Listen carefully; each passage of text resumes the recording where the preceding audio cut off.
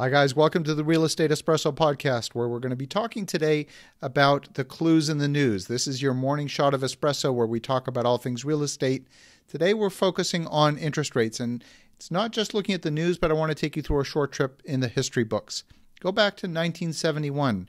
President Richard Nixon took us off the gold standard, and for the first time, the U.S. dollar became a fiat currency. Shortly thereafter, there was the Arab oil embargo. The OPEC nations decided that they didn't want any of this counterfeit cash.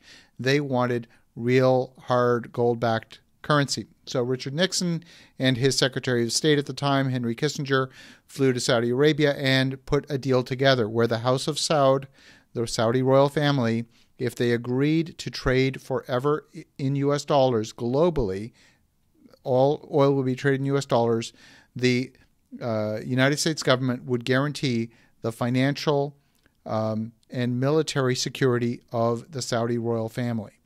And so that was the deal that was put together back in the early 1970s. Since that date, oil internationally has been traded in U.S. dollars. If, for example, Italy wants to buy oil from Nigeria, they have to go in the open market, buy U.S. dollars, and pay for that oil from Nigeria in U.S. dollars, even though the United States is not a party to the transaction. Now, there's a big shift underway.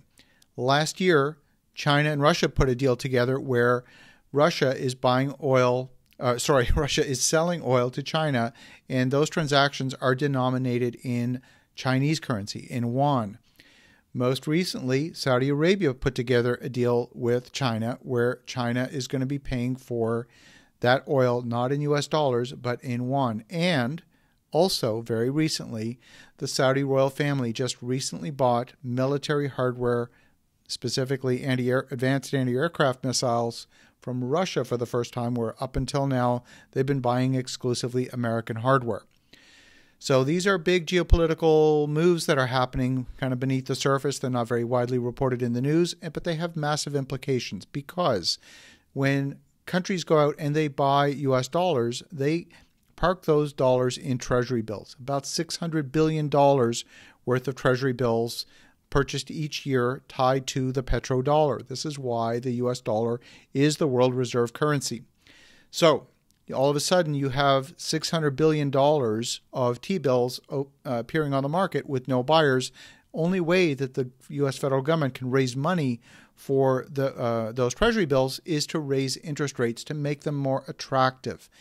And so if that happens, we are going to see interest rates rise, because the biggest debtor of all is the U.S. government, and they need to place that debt somewhere.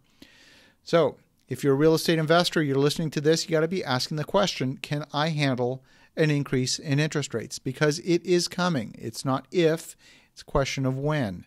And what will be the trigger? Will it be because Saudi Arabia and China, the two largest holders of U.S. treasuries, by the way, those two countries combined hold 38% of U.S. treasuries. China holds about 25%, and Saudi Arabia holds about 13%. So combined, 38% of the U.S. government debt is held by those two countries. If that ceases to happen, we are going to see interest rates go up, and it could be significantly. Can you handle an increase in interest rates? Money has been virtually free for quite some time. So I want you to think about this as you're having your morning espresso. Perhaps you're in the shower. Perhaps you're on your drive to work. It's a little bit of a sobering conversation, but a very important one for you to have with yourself and with your team. Meantime, go make some awesome things happen. Have a great day, and we'll talk to you tomorrow. Bye for now.